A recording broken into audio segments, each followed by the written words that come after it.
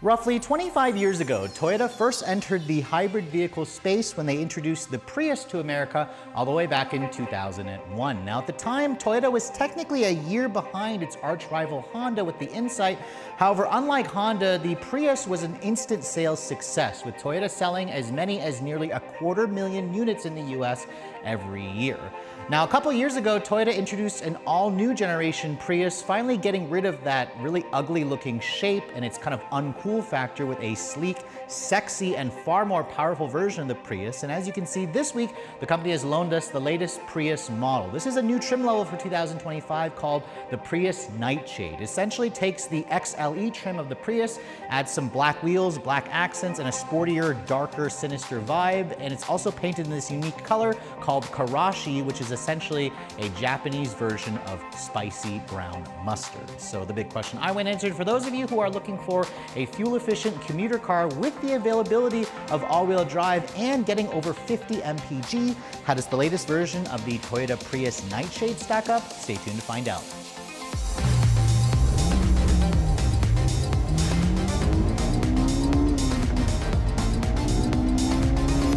Now, before we start talking about the exterior styling for the all-new 5th generation Prius, I thought I'd pop the hood and remind you guys what's powering this thing. Now, Toyota gave it a significant power boost when this new version came out a couple of years ago, making it essentially the most powerful non-plug-in Prius that Toyota has ever made. Now, as you can see underneath the hood, it's not the prettiest looking engine bay. I'm actually surprised there's no engine cover underneath here, but what you're looking at is essentially their 5th generation of the Toyota hybrid Synergy drive. I think the company is actually now on their 6th generation that they just introduced on the new RAV4 hybrid. However, this model here combines essentially a 2-liter naturally aspirated direct and port injected direct injection 4-cylinder with their variable valve timing technology, of course. It is supplemented by 3 electric motors, and that's because this model that I'm showing you here is the all-wheel drive version, which means you have 2 electric motors at the front and a separate e-axle at the back, giving this vehicle a total of 196 horsepower combined. Around 150 horsepower comes from the gas engine alone,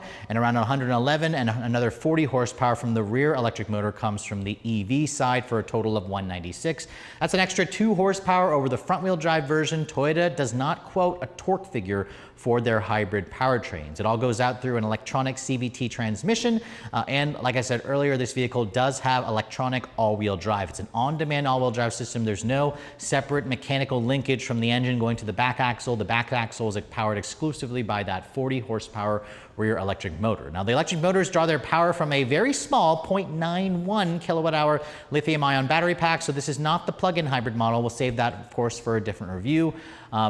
This version here is rated at 49 in the city and 50 on the highway, around 49 combined. It has a 10.5-gallon fuel tank. The fuel tank is technically about a gallon smaller for the all-wheel drive versus the front-wheel drive version of this car. Now, Toyota says the all-wheel drive model should be capable of 0 to 60 in around 7 seconds. We'll try it out when we get this vehicle out on the road. Cruising range should be around 514 miles when you factor in the combined rating with that fuel tank capacity. Of course, that is on regular gas. Top speed for the latest Prius is around 115 miles an hour. And as this car sits, it weighs in at just under 3,300 pounds. It's a good 100 pounds heavier versus the non-all-wheel drive version of the Prius.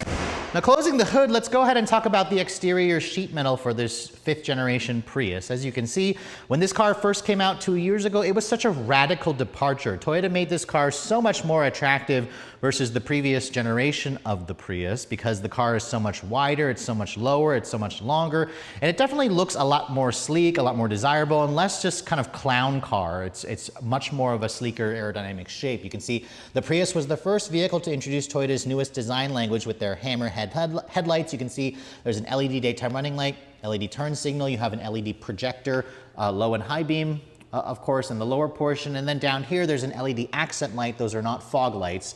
As you can see, there is a slight little male slit here at the front fascia that functions as a grille because the gas engine will need cooling. There's more additional functional openings down here. The Nightshade essentially blacks out the lower front splitter of the vehicle. And it kind of goes interestingly well with the Karashi yellow exterior color. You can see that's for the front license plate bracket. You have integrated parking sensors. No front camera, however, on this car.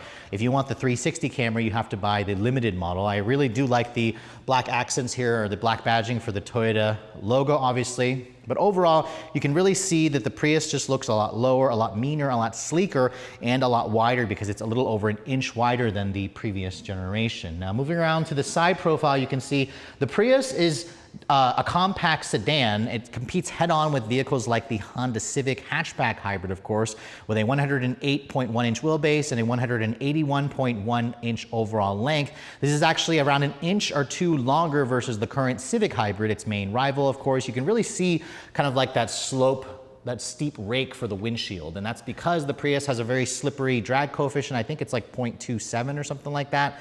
But it also kind of compromises the interior headroom space a little bit, but it definitely gives this car a much more attractive design. You can see the Nightshade package includes these unique 19-inch alloy wheels with this kind of like double 5-spoke design. It's a gloss black wheel riding on an interesting tire size, a 195 by 50 R19. So these wheels essentially lower the gas mileage of this vehicle from like 57 combined to like 49. Or of course, that's with all-wheel drive, it lowers it down. I think it improves to 52 if you guys go for an LE with the 17-inch wheels. You can see you have an all-disc brake, 11.1-inch rotor at the front, 11-inch rotor at the back. You have an all-independent suspension on this car, and you can see the Nightshade also has that gloss black around the wheel arch trim. There's a subtle all-wheel drive badge there on the front lower portion of the doors. That's your only indication that you have an all-wheel drive version of the Prius. You can see the Nightshade also includes these black mirrors, and my test car for $1,000 also has the panoramic glass roof, which doesn't open up to vent air, but it does let in some nice light. If you guys don't like this bright yellow color, Karashi again is what it's called, or it's a mustard yellow. Toyota also offers the Nightshade in a white and a black exterior color. The other trims will offer like a red or a white or a gray as well. But I have to admit, as much as I don't like this yellow color, it certainly helps this car stand out. But to me, it kind of just reminds me of a taxi cab. You see a lot of Priuses as cabs. However, I feel like a lot of cab drivers are probably choosing a Camry or a RAV4 nowadays because the size of the Prius has shrunk considerably on the inside. You can see the rear door handle is kind of hidden there, which kind of creates a more sport-back look. And this is kind of where the Prius's design, you can see, definitely is a lot more sleek. It's a lot more sporty, which is a good thing. You can see there's a big slope here coming along the rear window. There's no rear window wiper. The taillights you can see are a full LED. It has that trendy LED light bar, of course. Prius is boldly spelled out at the back. Also includes a lot of blacked out badging. There is a subtle XLE badge because this trim is based off of the XLE, adding that black, Nightshade package. There's a hybrid HEV badge there with their new Beyond Zero logo. The XLE also includes the rear parking sensors and a backup camera, obviously. Your reverse lights are down there and the lower bumper there, so they're kind of hidden. And then looking at the cargo space, if you guys want a power liftgate, you have to go for the limited trim. The XLE doesn't include that, but most vehicles in the class don't have a power liftgate. But as you can see here, with the seats up, you have around 20.3 cubic feet of storage space. That is about the same as the front-wheel drive versions. The LE Prius offers around 27 cubic feet of storage space because the sunroof takes up the space. Now, if you look underneath here, you can see there is a little bit of underfloor storage. Technically, this area here, Toyota saves for the battery pack if you guys go for the Prius plug-in version for a much larger battery pack. There is a little bit of storage off to the side, of course, in addition to like a pretty decent storage area over here, although I think this is actually for the 12-volt battery, which it's kind of hard to remove this, but if you want to look behind there, yes, that's where the 12-volt battery is hiding. There is no temporary spare tire with this car, so kind of keep that in mind. But overall, Toyota does not quote if you fold down the rear seats what it expands the cargo, but I'd probably say it's like in the 40 cubic feet. Overall, the Civic hybrid hatch offers a little bit more cubic feet, like 4 more cubic feet, but this is still plenty usable. Just keep in mind that sloping rear end does impede on the maximum cargo capacity. Now, once you get past the very bright yellow exterior color of this particular Prius, let's go ahead and talk about the interior. As you can see, this is Toyota's latest Intelligent Axis key fob. It has Prius on the back of the key to remind you that this is what you're driving. There's actually just a very limited amount of buttons, just lock, unlock, and then a panic feature. You can get a power liftgate, of course, only on the limited trim. Toyota also offers their digital key functionality for an extra $275. If you're an owner of the vehicle, you can use your smartphone as a key. That's a great feature. Some competitors don't even offer that. Now, as you can see, approaching the door handles, they are gloss black on this Nightshade edition. If I touch that little area there, that will lock the doors for you. The mirrors, sadly, are not power folding. Touch the back of the door handles, that will unlock the door. You can hear the car actually has a new chime that's the unlock and lock chime, which is definitely nice. I think it certainly updates that, especially when you're used to the older system that Toyotas have been known for. Now, looking at the interior, you can see this soft text interior is included with the Nightshade edition. Remember, this is based off of the XLE, the middle trim. However, with the Nightshade, you can only get it with a black soft text interior with the contrast gray stitching and piping as well. The seats definitely have a nice look and feel to them. For a fake leather, they also feel really plush, high quality. They are only a 3-level heated. If you're looking for ventilated seats, you have to step it up to the limited grade. At least you do get a 10-way power driver seat, which is nice. The passenger is just a 4-way manual. What you don't get, however, is the memory functionality. That's only on, again, the limited grade. And then in looking at the door panels, you can see there's a soft touch injection molded plastic here, silver painted plastic door handle here. This kind of has a cheap feel around the door handle, of course, but at least it's nice and padded here where you'd rest your elbows. Window controls are one touch for all 4. That's a really nice touch. They're also illuminated, which is great. No power folding mirrors, like I mentioned. Down here it is hard touch plastic with additional storage. And then this car doesn't have the 8-speaker JBL premium sound system that you get standard on the limited grade, so it just has Toyota's, I believe, 6-speaker Toyota branded audio system, which is nothing great. I definitely recommend going for the limited if you guys want those upscale touches. Now, getting inside, because this car has such a low roofline, you do have to duck your head if you guys are taller, which can be a little bit frustrating at times. Once you get in and shut the door, I have to say, does not sound great. It has a very tinny, hollow sound to it. It sounds even worse from the outside of the car, so that doesn't really give you a first great impression of quality. Now, getting inside, you can see the start-stop button is right here on the dash. Push that button, and because this vehicle is a full hybrid, it doesn't actually require the engine to come on, which is definitely nice. I do have my garage doors open in case the engine decides to come on to recharge the battery, but this interior really hasn't changed much from the last Prius that we've shown you. If you guys remember, the base versions of the Prius have a smaller 8-inch display in the center, while the upper trims, like this one that we're showing you here, has the bigger 12.3-inch display, which is definitely a nice touch. This is an extra $750, I believe, if you want the 12.3-inch display. That's standard on the limited trim. You can see over here in the instrument panel, you have a 7-inch helper display, which kind of sits up high, almost like a heads-up display. This top portion of the wheel, you have to kind of adjust it to kind of be low, which almost makes it feel like the steering wheel is in your lap. I would have liked if Toyota gave this car kind of like a squircle, a flat bottom and a flat top steering wheel design. I really also don't like the way the steering wheel looks. I think it's an ugly, kind of dorky looking wheel. It does have some nice buttons, of course, for your Toyota Safety Sense 3.0. You have your audio controls, of course. Your cruise control switches are over here. The horn sounds really pathetic and puny, so some owners may want to change that out immediately. And you can see in terms of the rest of the materials, there's lots of cheap hard touch plastic here on this portion of the binnacle going to that instrument panel display. Toyota actually just showed off a new system where they got rid of a lot of this cheap plastic. This area here has a nicer grain, but it's also hard touch. Same thing, hard touch over here. This portion of the dash, however, is soft touch injection molded plastic, but it also has no graining to it and it feels pretty cheap. Which isn't great. This is, of course, their Toyota audio multimedia interface with wireless Apple CarPlay and Android Auto. I've shown you this system before, so I'm not going to go into too much detail with it. If I put the vehicle into reverse, you can see there's your backup cam, which has trajectory. It has parking. I'm sorry, it doesn't have active trajectory. It just has distance markers. That's kind of disappointing how it doesn't have that. I'm assuming if you guys go for the 360 camera, it'll include active trajectory. But the quality and resolution is average. It's definitely not great. I also hate how it doesn't take up the entire screen, which I find to be annoying. There is a little bit of an ambient light strip, as you can see, going across the dash. It's even on that portion of the driver's side dash vent. You have single zone automatic temperature control. There's no dual zone available in the Prius. That's something that you can get, I believe, in the Civic. So keep that in mind. The lower portion over here, you can see this is not your wireless phone charging pad. It's just a storage area. There's a little hidden storage underneath here. You've got 2 USB-Cs, a 12-volt power outlet. The Nightshade includes this carbon fiber look fake trim. It looks like carbon fiber, but it's definitely just plastic. It's unique to the Nightshade. Cup holders here, of course. Your gear selectors, this little electronic shifter where you push the P to go to park. You kick it over and hold it to go into neutral. Push it up while holding it to go to reverse. Push it back and then down to go to drive, and then just kick it back to go into the engine braking mode. Again, relatively self-explanatory, but it just takes a little second to get used to. Your drive mode selector is here. You can see the Prius offers 4 different modes: Eco, Normal, Sport, and Custom. we'll try out the different modes later on. Electronic parking brake. There is an EV mode where you can lock it in electric only vehicle mode, but only for short distances at very light throttle applications. There's also a brake hold feature here. Nice padded or relatively padded center console. If you open it up, it's relatively deep. There's 2 more USB-C charging ports in there, which is great. And then, like I mentioned earlier, the soft tech seats are comfortable and supportive. I took this vehicle on a long drive, had no problems whatsoever. It is comfortable. You just have to get used to the visibility, of course. The glove box, you can see, is damped. It's a bin style. It's not lined with felt, offers some decent amounts of storage. You have an auto dimming rearview mirror, but no camera mirror on this trim here.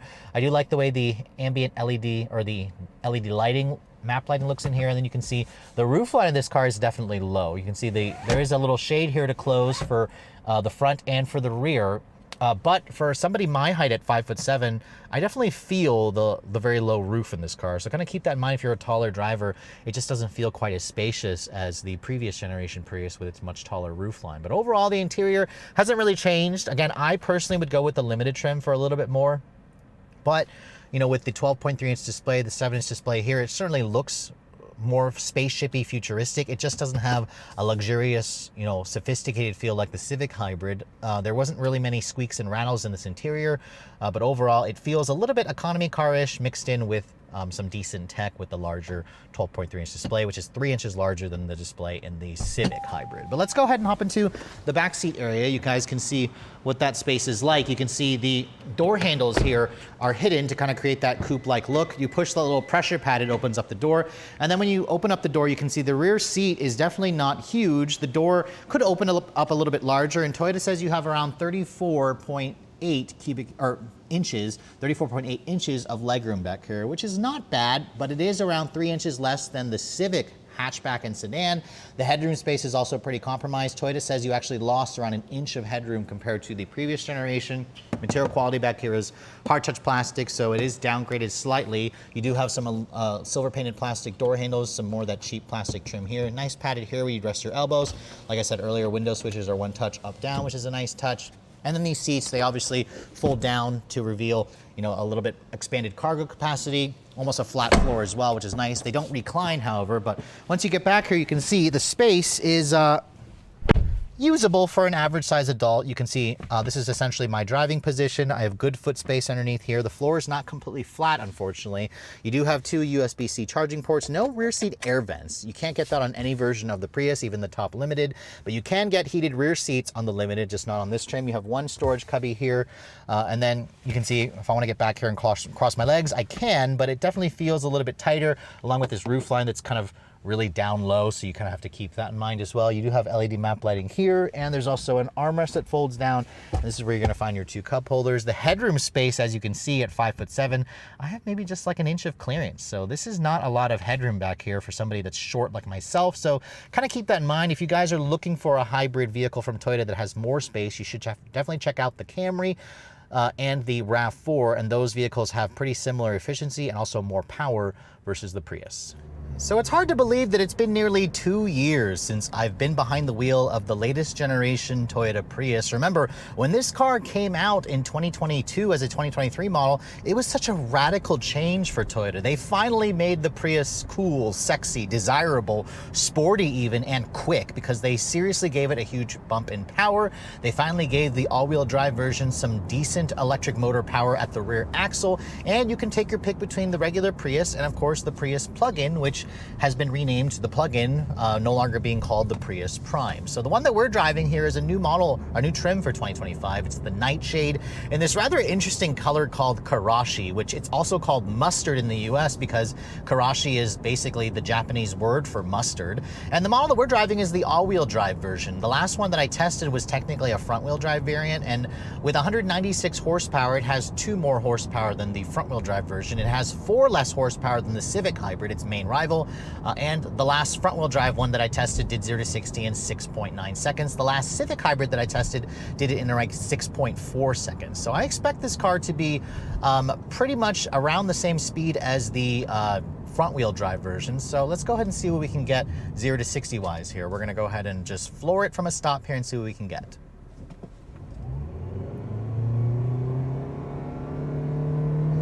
Not the most pleasant sound,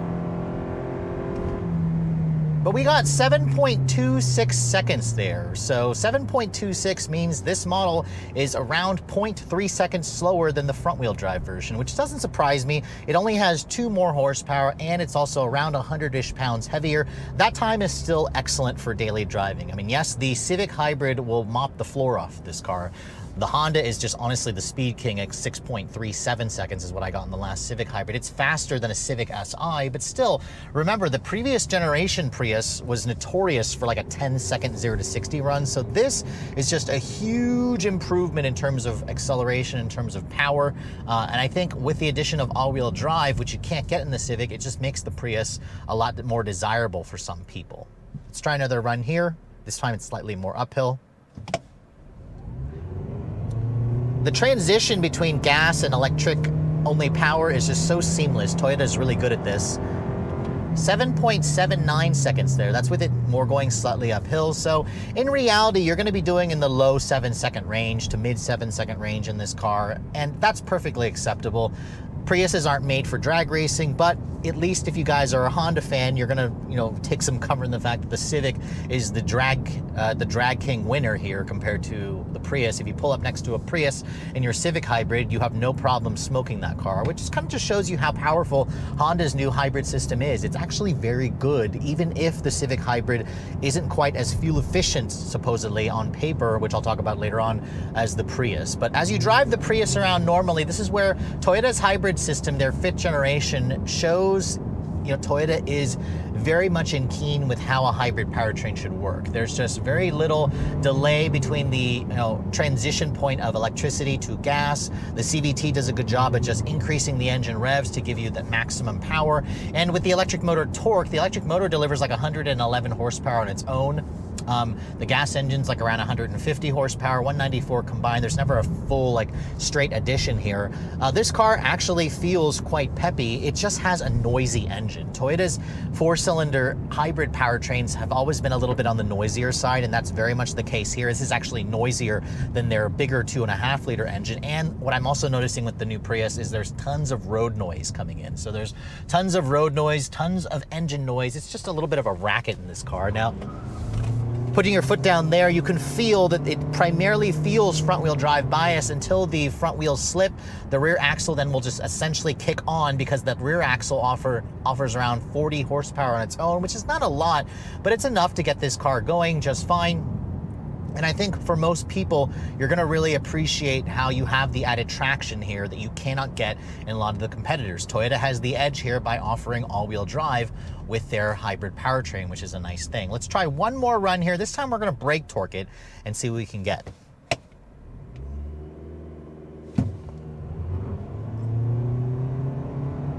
It almost felt like it slipped there, which is kind of interesting. 7.35 seconds there, so we'll take the 7.26 as our quickest time. It is a shame that the all-wheel drive version is a little bit slower, but when you add extra weight, 100-ish pounds, and then you only have 2 more horsepower, it doesn't surprise me whatsoever that the all-wheel drive version is a tad slower. It's kind of funny how the Prius will easily spin its tires now. You could never do that before in the previous generation. And you also have surprisingly good handling. The steering in this car is relatively quick and precise. The body is just so soft and squishy, which does translate into a good ride quality. The Prius has a cushy ride, which I think a lot of people are going to appreciate. It just kind of soaks up the bumps nicely. Even though we're on these big 19-inch wheels, it feels good. As I make turns here, the Prius feels playful, although definitely not as sporty as the last Civic Hybrid that I tested. But it's not like a really far race. I mean, the Civic feels really agile, feels like it has hints of fire from the Type R, while the Prius is still surprisingly good. I mean, this car, the chassis, is begging for an even faster GR version. If Toyota did a GR Prius, all hell's gonna break loose, because I think that would actually be quite hilarious. This Nightshade with the black wheels and this bright yellow color certainly kind of hints at a sportier version of the Prius, which it's technically begging for. I mean, the Prius plug-in hybrid offers 220 horsepower. I would love to see Toyota do like the RAV4 plug-ins powertrain in this car doing over 300 horsepower. That would be kind of hilarious if they did that with all-wheel drive. Not really holding my breath for anything like that, but again, the Prius has gotten so much better over the years, and that's precisely why Toyota decided to go with this sportier, sleeker, more sophisticated direction. Now let's go ahead and talk about the visibility in here. The visibility in the Prius is definitely not as good as the Civic. You have this very steep rake of the windshield along with this very expansive long dash. You do have these helper mirrors here to kind of help you see out of the sides. The view out of the back is compromised from that sloping small window, but you can get the Prius with like a 360 camera, a digital camera rearview mirror, which is all unavailable on the Civic. My Nightshade edition is missing all that. You can get it on the Limited. Highly recommend those features if you guys plan to use this as your daily driver. But once you get used to the sightlines in here, it's not horrible. It's just not as comfortable and easy to drive as the Civic. You do have really comfortable seats though. I love the seats in this car. Plush, soft.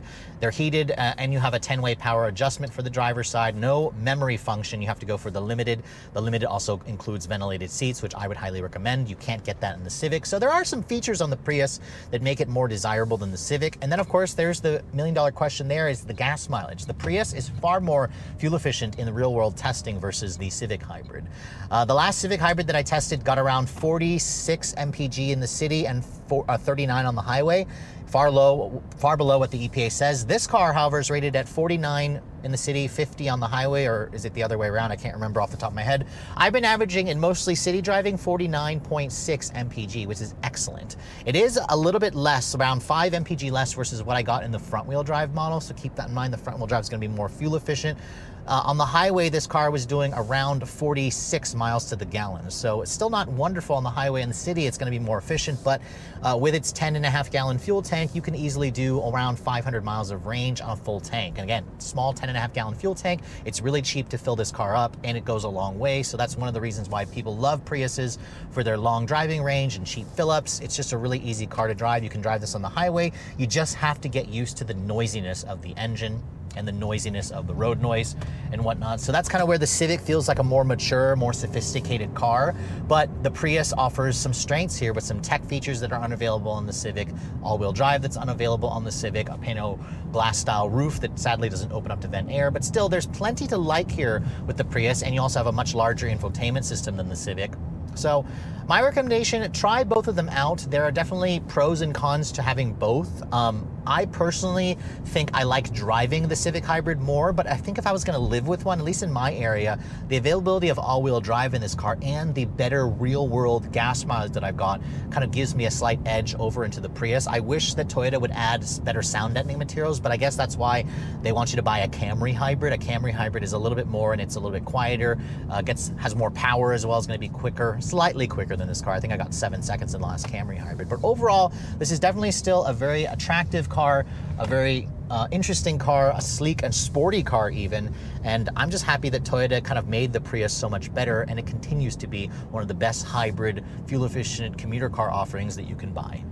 Now, with just over 44,000 units sold in America last year, the Prius has been enjoying some improved sales ever since this generation first came out. Now, obviously, it's still a far cry versus the 250,000 units that they did back in 2010 to 2014, I believe. But again, that was a time where Toyota essentially had a Prius family, and I'm assuming they kind of lopped it in together with the Prius V and the Prius C. But I have to say, after spending a week with the latest version of the Prius, the Nightshade model, this is still a very desirable, commuter car that no longer feels like a penalty box, especially if you guys are trading in your previous generation. As you guys saw, the 5th generation of Toyota's hybrid Synergy Drive delivers 0 to 60 in around 7.2 seconds. The front-wheel drive model, I can now confirm, is actually slightly quicker, but this is only around 0.3 seconds slower.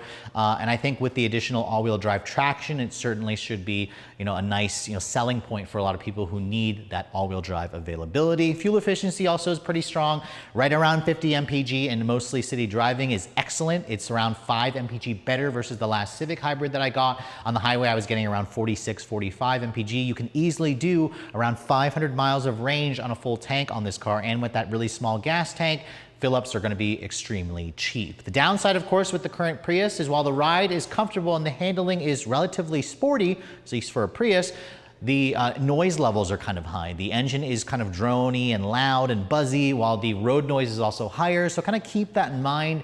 Other Toyota hybrid models like the Camry and the RAV are going to be a little bit more refined in that regard, while the backseat space is also tight in terms of the legroom and in terms of the headroom space, which you're going to find a lack of headroom even in the front seat area. The cargo area is usable, but again, it is far less practical versus the previous generation. Toyota was willing to sacrifice that practicality in, pursuit of a sexier shape, which I think is the right move because they have so many different hybrid options. Now, if you guys don't want to be driving around in a Camry or a RAV4 and you are dead set on a Prius, what's it going to cost to get into this model? Well, base pricing for the Prius has held pretty steady. A base LE version with front wheel drive starts at just over $28,000. Add around $1,400 if you guys want all-wheel drive. Most of you are going to step it up to the XLE trim, which is a couple $1,000s more.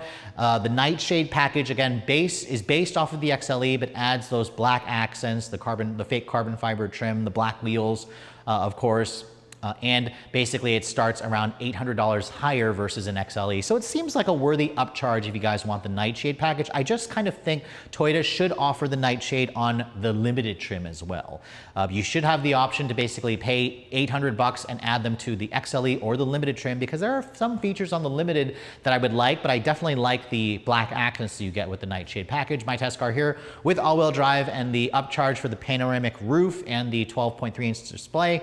Stickers for around $36,800. So just under $37,000 makes this a couple $1,000s more expensive than the last Civic Hybrid Sport Touring that I tested. Now the Civic, while it did have a little bit more power and had quicker acceleration and also had more space on the inside, it lacks some of the Prius's tech features. So you can't get a panoramic glass roof on the Civic. You can't get a bigger 12.3-inch cluster. You can't get all-wheel drive. And then, of course, if you want the limited Prius, you can get it with heated and cooled seats, a 360 camera. None of those features are available on the Civic, which if you want all of them on a limited Prius, it'll cost you around $40,000, which is a good $5,000 more. But I suspect that most people at Honda would pay that if Honda would just offer those features. But again, they kind of gatekeep some of those things because they want it to be for an Acura product. But with all that said, I do find the Prius to be extremely likable still, and it really just doesn't come down to your personal preference. If you're okay with the higher noise levels here with the engine and road noise, but you need the all-wheel drive and you also want better real-world MPG, this is definitely the one you want to get over the Civic. But to be honest, both of them are my two favorite vehicles. It's just going to come down to what your specific needs, wants, and price range is going to be. With all that said, hope you guys have enjoyed my full overview on the brand new 2025 Toyota Prius in this Nightshade trim level. If you're also looking to see the latest cars I'm testing, be sure to follow me on Instagram at redline_reviews, like us on Facebook, and as always, guys, please keep subscribing to the Redline Reviews YouTube channel for all the latest reviews. Thank you so much for watching. I'll catch you all in the next video.